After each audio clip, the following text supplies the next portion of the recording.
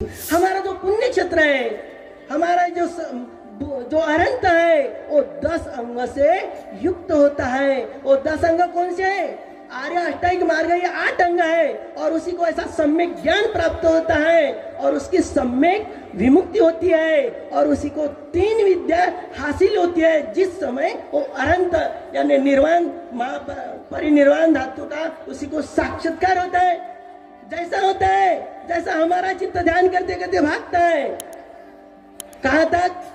बचपन तक भागता है। उसका चित्त बहुत सारे जन्म तक उसी को जानकारी होती है, बहुत सारे जन्म से। ये होता है पुब्बे निवास अनुसति। दूसरी, देवता लोगों को एक साथ देखते हैं, अनंत एक साथ। जैसे हम ऑपरेशन करते हैं, किसी कारण की वजह से हम अंधे हो गए तो ऑपरेशन करते हैं ना, कोई मेडिसिन डालते हैं ना, तो हमारी आंख पूर्ववत हो ही जाती है। इसी तरह अनित्य बोध, दुख बोध, अनात्म बोध क्या होता है? वो आंख का पर्दा निकल जाता है तो क्या होता है? क्या होता है? वो दिव्य आयतन होता है, दिव्य चक्षु उत्पन्न होती है, नहीं क्या? किसी किसी को जन्म से भी होती है। आपको पता है जन्म से दिव्य चक्षु किसको उत्पन्न हो गई? भगवान के बारे में मैं निश्चित अभ्यास नहीं बता सकता, मेरा वैसा कोई अभ्यास नहीं है। लेकिन जो रक्षण सूत्र है, रक्षण सूत्र का मतलब आटानाट्य जो सूत्र है, उसमें हम कहते हैं ना, विपसीच नमतु चक्षु मंतस श्रीमत, वो चक्षु प्राप्त है। जैसा उसका जन्म होता है, माता के पेट से निकलते हैं ना, तो त्रायतीस देवता लोगों को एक साथ देखते हैं। जैसे हम आँख खोलकर एक को दूसरे को देख सकते हैं ना, वैसे जन्म से देवता लोगों को देख सकते हैं। तो विपश्य बुद्ध थे, नहीं क्या? हमेशा सम्यक संबुद्ध का स्मरण होना ही चाहिए। विपश्य नमतु, भगवान को सम्यक समुद्धि प्राप्त हो गए ना, तो हम भगवान से शुरू करते हैं क्या? ये ऑटोमेटिक सूत्र नहीं। कैसे शुरुआत करते हैं? विपश्य नमतु, जो विपश्य भगवान को हम नमस्कार करते हैं। चक्षु मंत श्रीमतो, ठीक है?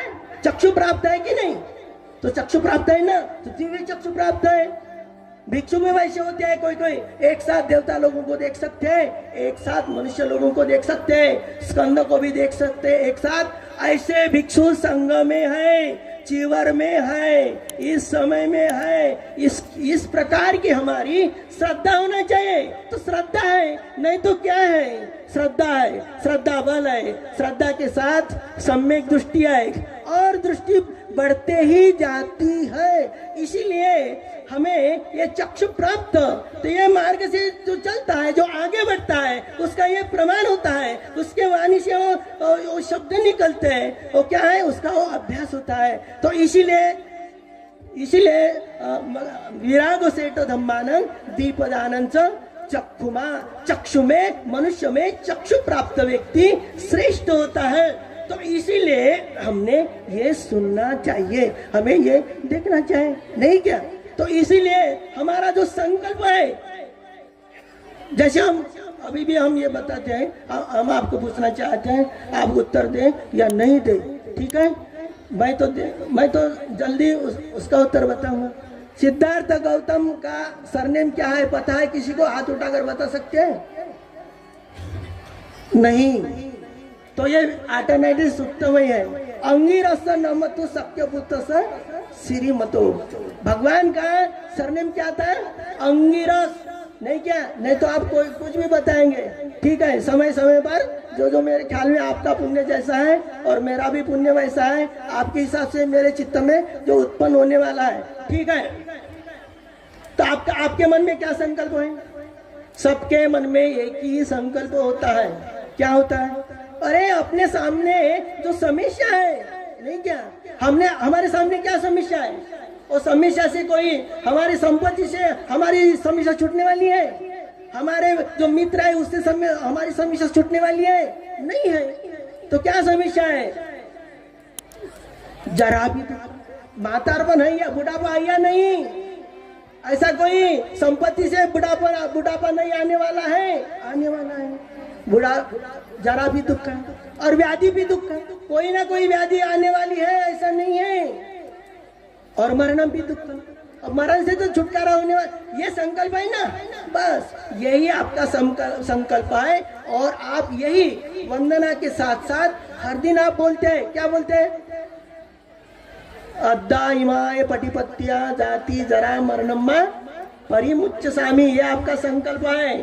और ये कहाँ पर आप ये संकल्प करते हैं, ये भी प्रमुख बात है। अरे जहां हम संकल्प करते हैं उस स्थान में हमें बल भी मिलना चाहिए, ठीक है? कहाँ बल मिलने वाला है? तो भगवान ने यही बताया है कि जो ऐसे दुख है जो हमारे रिश्तेदार से, माता पिता से, संपत्ति से, विद्वता से नहीं छूटते, और दुख से छुटकारा पाने के लिए हमने क्या करना चाहिए? जो चैत्य है, जो महाचैत्य है, जो विशेष चैत्य है, उसके समीप जाना, अपने शक्ति से श्रद्धा से फूल चढ़ाना और यह संकल्प करना, पुण्य कर्म करने के बाद संकल्प करना। क्या पुण्य होता है? वही पुण्य है जो हम गाथा बोलते हैं, वंदना बोलते हैं, यही पुण्य है। और ऐसा ही कहना है, अद्दाय माय पटिपत्या जाति जरा मरणम्मा परिमुच्च सामी। अरे क्या पुण्य है? वो पुण्य है पुण्य भूमि की धूल अपने माथा पर लगी हुई है क्या? आपका मन आपको बोलता है या भगवान के चरण के धूल पर मैंने अपना माथा यानी नतमस्तक हुआ हूँ? तो ये कहाँ पर होता है? ये होता है बुद्ध गया में। तो जो हमारे मन का चिंतन है ऐसा होना चाहिए, जैसा बोधिसत्व के बारे में हमारा जो चिंतन चलता है वो कैसा है? बोधिसत्व के बारे, अरे भगवान ने 6 साल तक तपस्या की, हड्डियों का ढांचा हो गया, हाँ हड्डियों का ढांचा हो गया, हाँ इतनी बात सुनते हैं आप। अरे वो बैठते तो खड़े नहीं होते, हाँ बैठते तो खड़े नहीं होते, हाँ और खड़े होते तो बैठते नहीं। अभी आप सोचो, आप बैठे हुए हैं तो कितने बार खड़े होते हैं, ठीक है? तो इसीलिए हमारा जो सम्यक चिंतन है बोधिसत्व के बारे में सही है। आप सोचे बुद्ध के बारे में आपके मन में सही चिंतन है या नहीं? नहीं तो आप करने के बाद ही आप आगे बढ़ते जाएंगे। इसीलिए बोधिसत्व का, बुद्ध का चिंतन क्या है? बुद्ध का चिंतन है पठमंग बोधि पल्लक। बुद्ध ने, भगवान ने जो ध्यान किया, ऐसा किया 7 सप्ताह शरीर नहीं हिलाया, नहीं क्या, ठीक है नहीं हिलाया। कोई बोलेंगे विपश्य साधक मैं भी 5 घंटे नहीं हिलता मनते जी, देखो अभी भी उसके मन में अहंकार है, ठीक है रहने दे उसके पास, ठीक है। तो आगे चलकर द्वितीय अनिमेषम, अरे भगवान ने शुरू में ध्यान आंख लगाकर किया और बाद में आंख खोलकर किया, नहीं क्या? आपका 1 घंटे का ध्यान हो गया, कोई ध्यान में है बहुत अच्छा है, नहीं भी है आंख खोलते हैं तो भी हमारा स्वास्थ्य चलना चाहिए। हम जो यानी रिस्पांस देने वाले, इन्वॉल्व होने वाले, 2 बातें हमें छोड़ना ही चाहिए। कितनी भी मीठी बात हो वो अनुभूति से मीठी नहीं है। इसीलिए एक साथ भगवान के समय में जो उपासक उपासिका रहती वो अनुभूति को नहीं छोड़ती, श्वास की जानकारी उसको होती है। ये सारा शरीर गंदगी से भरा हुआ है, ये इसकी जानकारी उसी को होती है, तो जल्दी से जल्दी लाभान्वित होते हैं, उसका जीवन सफल होता है। इतना ये मंडप बनाए, ऐसे वातावरण में आए, ये किसी के पुण्य वजह से नहीं हुए। ये कार्यक्रम हुआ, ये कार्यक्रम करने वाले ने किया, उसका भी पुण्य है, लेकिन आपका भी पुण्य है। हम पुण्य से पुण्य का और हम बढ़ाने के लिए प्रयास करेंगे इतने अच्छे समय पर। इसीलिए ये सम्यक चिंतन होना ही चाहिए। ये 2 प्रकार का ध्यान हो गया, आंख लगाकर ध्यान हो गया, आंख खोलकर ध्यान हो गया, अनिमेष लोचन, आंख नीचे नहीं किया, ऊपर नहीं किया भगवान ने। महत्वपूर्ण बात तृतीयं चक्रमणं। अभी ये सोचे भगवान ने 3रा सप्ताह ऐसी जगह निश्चित की 30 फीट की, और जगह निश्चित करने के बाद भगवान ने 7 दिन तक 1 मिनट भी खड़े नहीं रहे, चलते ही रहे। तो सोचने की बात ये है, हमारा ये ऐसा चिंतन चलता है कि भगवान के शरीर का हड्डियों का ढांचा हो गया, और ये 3 सप्ताह में उसका ढांचा बदल गया क्या? इतने हड्डियों के ढांचा चल रहा 7 दिन तक, वो किसी लिए चल रहा? वो ध्यान है। भगवान को कोई जरूरत है क्या? सम्यक संबोधि प्राप्त होने के बाद उसी को ध्यान करने की जरूरत नहीं, लेकिन वो महाकारुणिक थे आगे चलकर भिक्षु हो, भिक्षुनिया हो, उपासक हो, उपासिका हो, मेरा अनुकरण करेंगे। इसीलिए भगवान ने तत्यंग चक्रमलं चक्रमन करते हुए भी सबने ध्यान करना चाहे। और चक्रमन के ध्यान में जो 5 लाभ है, बैठकर ध्यान करने से वो लाभ मिलने वाले नहीं है। और आंख खोलकर भी ध्यान करेंगे तो वो 5 लाभ आपको मिलने वाले नहीं है। और चलकर करेंगे तो 5 लाभ कौन से हैं, ये भी भगवान ने बताया। तो हमें भगवान ने जो किया, अरे मेरे लिए ही किया। जब तक हमारा मानस ऐसा नहीं होता तब तक हम क्या कर सकते हैं, हम तब तक हमारी जो प्रज्ञा है, जो बीज है, उसके ऊपर जो अविद्या का आवरण है वो दूर होने वाला नहीं। इस भ्रम से निकल जाओ कि हम बहुत सुखी है, नहीं क्या, ये भ्रम निकलना ही चाहिए। अरे भगवान ने क्या, मेरे मैं क्यों नहीं करता। इसीलिए हर दिन हमने ये चिंतन नहीं करना चाहिए कि मैं ध्यान तो करूंगा ही। अरे नहीं किया तो क्या करना, नहीं किया तो खाना कम खाऊंगा, थोड़ा कम खाऊंगा, ज्यादा नहीं। ये संकल्प करेंगे, एक दिन खाना कम खाएंगे, दूसरे दिन आपके अपने आप अपना मन ध्यान करने के लिए समय निकालेंगे। नहीं, आज के दिन मेरा ध्यान नहीं हुआ तो मुझे ज्यादा नींद आएगी, बहुत अच्छा खाना बनाएंगे खाएंगे तो बस कैसा ध्यान होने वाला है।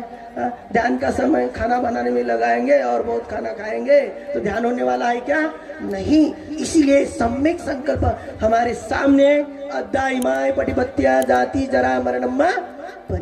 अरे एक संकल्प पूरा होने के लिए और भी संकल्प होना चाहिए। और आपके वाणी साहब हर दिन उच्चारण करते हैं भगवान के सामने, धूप दीप जलाकर करते हैं, नहीं करते हैं क्या।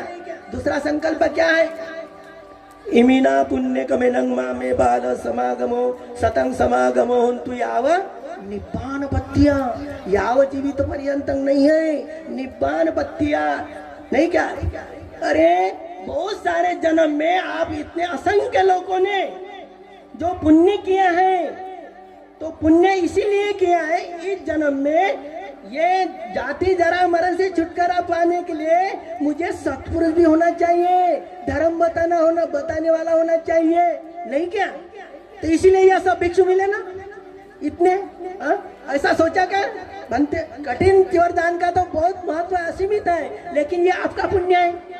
और भंते जी आप ही बहुत बता रहे हैं, ये बड़े बड़े भंते जी बता रहे हैं, मैं किसी लिए आपको बता रहा हूँ, ये आपको पता नहीं है, ये भंते जी को भी पता नहीं, बताया होगा तो पता है ज्ञान ज्योति को। मैं सबसे पहले इस भूमि पर आया हूँ, मैं सबसे पहले इस भूमि पर आया हूँ। ये बहुत सारे लोग हैं ना, इसका जन्म में नहीं होगा, नहीं होगा। कितने आया, 1981 में यहाँ इस भूमि पर आया हूँ, इस गांव में मैंने मुक्काम किया और वापस गए। और किस लिए आया हूँ, मैं देव बनूंगा, मुझे लोग मेरे पैर पड़ेंगे, मेरे पैर छुएंगे, मैं उसी को आशीर्वाद दूंगा, इसलिए आया। 1981 में आया इस भूमि पर। इसीलिए मेरा ऐसा मानस होता कि हो सकता है मेरा भी कोई इस भूमि से कोई किसी ना किसी जन्म में अवश्य संबंध होगा। अरे मेरा ही नहीं, आपका भी है, नहीं क्या। ये राम संगाराम गिरी है, वहां पर स्तूप है, वहां पर अरंतों की अस्थि है, नहीं क्या, भगवान की अस्थि नहीं है। ये धम्म शासन आगे चलने के लिए 5000 साल तक ये धम्म शासन जीवित किसके आधार पर होता है और कहाँ पर होता है, वैसे के वैसे स्थान है। जैसे भगवान का महापरिनिर्वाण हुआ, ठीक है, भगवान की अस्थि हो गई, ठीक है, अस्थि किसने लेके गया, भगवान की अस्थि, ये आप सबको पता है। ये भी पता है कि राजा महाराजा ने लेके गया, देवता लोगों में लेके आया, ऐसा भी लिखा है किसी देवता लोगों ने भगवान की अस्थि ले गया। लेकिन गाथा क्या बोलती है, बुद्ध धम्मत संग सुगत तनुभवा धातो धातु गब्बे लंकाए जम्मू दीपे तितस पुरवरे नागलोके जधुबे। आपके मन में शंका है क्या इसके बारे में? जैसे बुद्ध की अस्थि हम लाते हैं, सारी बुद्ध की अस्थि नहीं होगी क्या, महामोगलान की अस्थि नहीं होगी क्या? ठीक है,